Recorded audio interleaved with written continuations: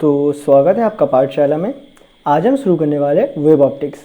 तो जैसे web optics ने हमने पढ़ा था, लाइट किस में ट्रैवल करता है। जो अपना लाइट है वो ट्रैवल करता है इन द फॉर्म ऑफ रे। तो अभी आप सोच रहे होंगे कि मैंने आज तक कभी नहीं बताया कि लाइट एक रे के फॉर्म में ट्रैवल करता है, ये किसने बताया। तो ये जो बताया था वो हमारे बताए थे न्यूटन सर ने कि जो लाइट है वो एक रे के फॉर्म में ट्रैवल करता है। अब जैसे हम सबको पता है, फिजिक्स में अगर कोई भी चीज़ आपको बताना है तो आपको उसका प्रैक्टिकल डेमोन्स्ट्रेशन देना होता है। तो न्यूटन सर ने भी इसका प्रैक्टिकल डेमोन्स्ट्रेशन दिया था। क्या बात है क्लियर है कि लाइट एक रे के फॉर्म में ट्रैवल करता है, वो भी स्ट्रेट लाइन में होता है। तो उसके लिए न्यूटन सर ने क्या किया था, न्यूटन सर ने 3 इस तरह कुछ कार्डबोर्ड लिए थे। ठीक है, ये 3 क्या है आपका कार्डबोर्ड्स है। ठीक है, इसको एक टेबल के ऊपर रखा गया था। एक टेबल के ऊपर इन तीनों कार्डबोर्ड को ऐसे रखा गया था। अब क्या करे सर ने, इन तीनों कार्डबोर्ड पे एक ऐसा छोटे छोटे होल्स बना दिए, छोटे छोटे पंचर कर दिए। फिर क्या किया, यहाँ पे एक मोमबत्ती जलाया, यहाँ पे एक मोमबत्ती लाइट किया कैंडल, और फिर एक कैंडल से क्या हुआ, जो लाइट था ना वो एग्जैक्टली क्या हुआ था, ये जो होल्स थे इन होल्स में से निकल के यहाँ पे ऑब्जर्वर के आँखों में आ रहा था। क्या बात है क्लियर है। मतलब इसका मतलब ये था कि अगर इसमें से आप अगर एक भी कार्डबोर्ड को हिलाते हो तो आपके पास लाइट नहीं आता है। तो सिंपल सर ने इसी से बता दिया था, न्यूटन सर ने इसी से बता दिया था कि लाइट क्या करता है, light travels in a straight line, एक स्ट्रेट लाइन में ट्रैवल करता है। ठीक है, and we will call it ray of light. क्या बात है क्लियर है। तो लाइट एक स्ट्रेट लाइन में ट्रैवल करता है और इसी प्रॉपर्टी को हम नाम देंगे रे ऑफ लाइट। क्या बात है क्लियर है, ये न्यूटन सर ने बताया था। अब एक फैसिनेटिंग चीज़ क्या है, हम सबको पता है लाइट क्या है, एक एनर्जी है, क्योंकि इसके पास इंटेंसिटी होती है लाइट के अंदर। ठीक है, एनर्जी, लाइट क्या है, एक एनर्जी है। तो अब इस एनर्जी को सर ने कैसे डिफाइन किया। देखो, न्यूटन सर ने हमेशा मैकेनिकल चीज़ों पे काम किया है, डन है। तो आपने ऑलरेडी पढ़ा है, अगर आप क्लास 11th याद करो तो आपने वहाँ पे काइनेटिक एनर्जी पढ़ा था। सो अगर आपको याद हो, काइनेटिक एनर्जी किसके साथ एसोसिएट होता है, कोई भी चीज़ जो मूव कर रहा है उसके साथ काइनेटिक एनर्जी होता है। तो न्यूटन सर ने इस चीज़ को कैसे समझाया कि जो लाइट यहाँ से यहाँ स्ट्रेट लाइन में ट्रैवल करता है वो तो प्रैक्टिकली समझा दिया। फिर इस लाइट के अंदर जो एनर्जी होता है उसको सर ने कैसे समझाया। उन्होंने बोला कि सपोज तुम मान लो कि लाइट के अंदर छोटे छोटे पार्टिकल्स है। ठीक है, लाइट के अंदर छोटे छोटे पार्टिकल्स है जो बुलेट्स के जैसे हैं। समझना ज़रा, सर ने ये तो बता दिया कि लाइट स्ट्रेट लाइन में ट्रैवल करता है, फिर इसके अंदर जो एनर्जी है वो कैसे ट्रैवल करता है। तो उसके लिए सर ने मैकेनिकल मीडियम का मदद से समझाया। सर ने बोला कि लाइट के अंदर मान लो कि छोटे छोटे बुलेट के जैसे कुछ पार्टिकल्स हैं। अब ये जो बुलेट है ना, ये बुलेट ट्रैवल कर रहा होता है काइनेटिक एनर्जी के साथ, और सपोज ये बुलेट जाके इस कोई एक वॉल में या फिर कोई एक ब्रिक में हिट करता है। इस चीज़ पे जब ये बुलेट यहाँ पे आके इसको हिट कर देगा तो बुलेट क्या करेगा, अपना सारा काइनेटिक एनर्जी क्या इसके अंदर ट्रांसफ़र कर देगा। क्या बात है क्लियर है क्या। जैसे ही बुलेट यहाँ पे हिट करेगा, जैसे ही यहाँ पे हिट होगा, यहाँ पे क्या होगा, ट्रांसफ़र ऑफ एनर्जी होगा। क्या बात है क्लियर है। तो सर ने समझा दिया ऐसे ही कि हाँ। अच्छा, और सर ने इसको बुलेट नहीं बोला था, सर ने बोला था कि न्यूटन सर ने बोला था कि light always travels in a straight line, ये उसका experiment. And in the light there are some small particles just like a bullet which carries the energy, and when it hit another object is just transfer its energy, and the small bullet like particles को sir ने नाम दिया था कुछ कॉर्पैक्यूल्स करके, कॉर्पैक्यूल्स या कॉर्पैक्यूल्स उस तरह कुछ एक नाम दिया था सर ने। क्या बात है क्लियर है। तो ऐसे न्यूटन सर ने बताया था ये लाइट होता है, डन। अभी जैसे न्यूटन सर वह उस टाइम के बहुत ही रिनॉल्ड साइंटिस्ट थे, तो जो सारे एक्सपेरिमेंट हुए वो न्यूटन सर के इसके हिसाब से ही हुए। क्या बात है क्लियर है। तो रे ऑफ लाइट के हिसाब से सारे एक्सपेरिमेंट हुए। लेकिन एक टाइम ऐसा आया, मैं आपको बता सकता हूँ, मैंने जब आपको इलेक्ट्रोमैग्नेटिक वेव का चैप्टर पढ़ाया था ना, इलेक्ट्रोमैग्नेटिक वेव का चैप्टर पढ़ाया था, तो मैंने बताया था कि लाइट एक इलेक्ट्रोमैग्नेटिक वेव है। कौन सा कैरेक्टरिस्टिक्स बताता है, वो है उसका स्पीड, क्योंकि स्पीड ऑफ द लाइट भी है 3 × 10⁸ मीटर पर सेकेंड, और इलेक्ट्रोमैग्नेटिक वेव का भी स्पीड है 3 × 10⁸ मीटर पर सेकेंड।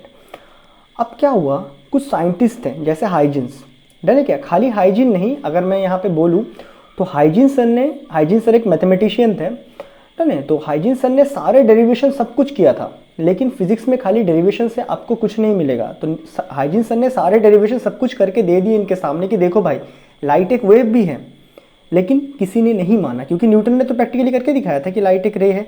तो हाइजीन सर का बात किसी ने नहीं सुना, लेकिन हाइजीन के एक स्टूडेंट थे जिनका नाम था यंग, डन है। यंग जो हाइजीन सर के स्टूडेंट थे यंग, उन्होंने इन सबको प्रैक्टिकली करके दिखाया था और हाइजीन सर के सारे थ्योरीज को प्रूव करवाया था। क्या बात है क्लियर है? जब तक यंग ने एक्सपेरिमेंट नहीं किया था तब तक हम लोग हाइजीन सर के बारे में बात भी नहीं करते थे।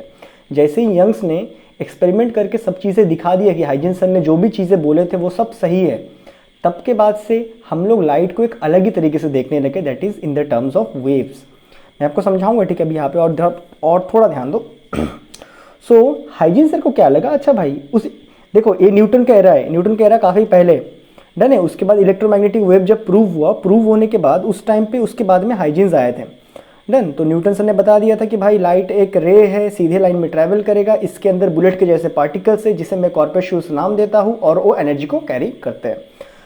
फिर जैसे इलेक्ट्रोमैग्नेटिक वेव खत्म हुआ तो हाइजीन सर ने देखा, अच्छा भाई इलेक्ट्रोमैग्नेटिक वेव का जो स्पीड है 3 × 10⁸ मीटर पर सेकेंड, वही स्पीड आपका किसका है, सेम स्पीड किसका है, same speed is with light. Light का भी क्या है, सेम ही स्पीड है। तो यहाँ पे कहीं ना कहीं अगर इलेक्ट्रोमैग्नेटिक वेव एक वेव के फॉर्म में ट्रैवल करता है, अगर इलेक्ट्रोमैग्नेटिक वेव एक इलेक्ट्रिक फील्ड और मैग्नेटिक फील्ड इस हिसाब से ट्रैवल करता है, तो हमारा लाइट भी तो एक वेव हुआ ना, हुआ कि नहीं?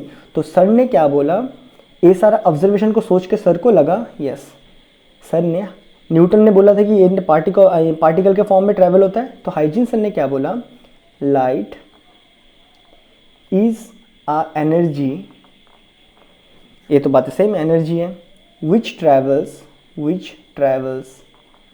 इन the form of wave, done है क्या? अब सुनो, इंटरेस्टिंग चीज़ आपने क्लास 11 में भी पढ़ा है, आपने काइनेटिक एनर्जी पढ़ा था, सब पार्टिकल के साथ एसोसिएट है। फिर मैंने जब एंडिंग में वेव चैप्टर पढ़ाया था तो मैंने क्या बोला था, वेव क्या है, वेव एक डिस्टर्बेंस है।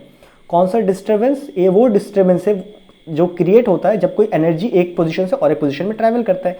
तो एनीहाउ लाइट क्या है, एक एनर्जी है ना। अब तो लाइट एक एनर्जी हो गया, तो एनर्जी को ट्रांसफर करने का दो तरीके हो गए, एक तो कि मटेरियल टाइप से बता दो काइनेटिक एनर्जी, कोई चीज़ दौड़ के जा रहा है, दूसरा हो गया वेव के टाइप पे बता दो।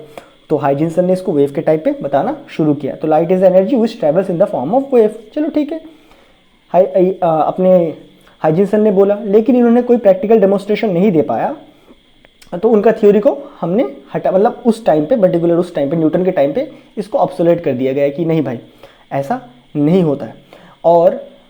और हमारे जो हाइजीन सर है ना, हाइजीन सर ने हमें बताया था कि कैसे how exactly light travels in the form of wave, कि कैसे एग्जैक्टली ट्रैवल करता है उसके बारे में बताया था। उसके बारे में आपको यहाँ पे जस्ट थोड़ा सा बताऊंगा, और बाकी जो पूरा डिटेलिंग है वेव फ्रंट वगैरह वो मैं नेक्स्ट वीडियो में समझाऊंगा। तो अपने हाइजीन सर ने कैसे समझाया, जैसे कि इलेक्ट्रोमैग्नेटिक वेव मतलब कुल मिला के कहिए एक ना एक वेव है। और मैंने जब इलेक्ट्रोमैग्नेटिक वेव पढ़ाया था तब आपको याद करो, जो इलेक्ट्रिक फील्ड है और टाइम वेरिंग इलेक्ट्रिक फील्ड, वो आपका मैग्नेटिक फील्ड बना सकता है, और time varying magnetic field electric field बना सकता है। तो मतलब एक है तो और एक बनेगा। लेकिन सर ने बोला अगर तुमको लाइट को एज ए वेव अंडरस्टैंड करना है तो तुम उसे सिंपली क्या मानो, कोई भी एक फील्ड है, कोई भी एक वेव है, क्योंकि आप इसको सिंपली समझ सकते हो।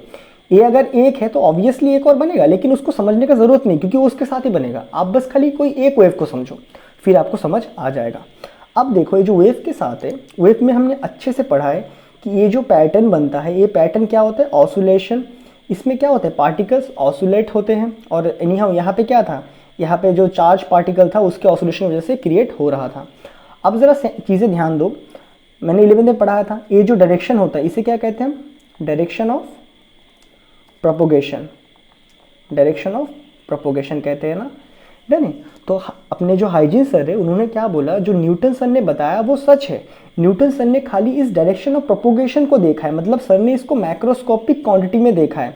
ये जो डायरेक्शन है उसी को जस्ट देखा है। ये जो रे उन्होंने देखा था ना, जो बोला था ना स्ट्रेट लाइन है, वो असल में सर ने देखा था ये डायरेक्शन ऑफ प्रोपोगेशन। मतलब न्यूटन सर ने खाली रे के ऊपर बताया था, न्यूटन सर ने खाली रे ऑफ लाइट के ऊपर बताया था, लेकिन उसके साथ साथ में ये वेव भी था वहाँ पे जो सर ने बताना भूल गए थे। क्या ये बातें क्लियर है? डन है क्या? एनी हाउ उसके बाद में बहुत एक्सपेरिमेंट हुए, मैटर वेव भी प्रूव हुआ कि मतलब जो भी तुम मैटर देखते हो ना, ये जो बुलेट, जो वो न्यूटन सर बुलेट बुलेट बता रहे थे वो एक मैटर वेव थे। डी ब्रोगली ने कर दिया था, प्रूफ कर दिया था कि मतलब ये भी क्या एक वेव के फॉर्म में ही रहेगा। क्या ये बातें क्लियर है? वो एंडिंग में आएंगे, लेकिन मैं अभी से आपको यहाँ पे बता रहा हूँ क्योंकि ये आगे जाके आपको ज़रूरत पड़ेगा। डन है क्या? सो कुल मिला के न्यूटन सर ने बोले थे क्या, एक बार सम अप करेंगे और इस वीडियो को भी खत्म करने का, ठीक है। न्यूटन सर ने क्या बोला था, लाइट एक छोटे छोटे पार्टिकल से बुलेट के जैसा है जो कि दौड़ते हैं, जिन्हें मैं बोलूँगा कॉर्पस्यूल्स। ये हमेशा स्ट्रेट लाइन में ट्रैवल करते हैं, लेकिन उसी दौरान इलेक्ट्रोमैग्नेटिक वेव में स्पीड ऑफ लाइट 3 × 10⁸ मीटर पर सेकेंड आया था और इलेक्ट्रोमैग्नेटिक वेव का भी स्पीड सेम आया था। तो हाइजेंस सर को लगा अगर लाइट एक इलेक्ट्रोमैग्नेटिक वेव है तो ऑब्वियसली इसके अंदर वेव होगा।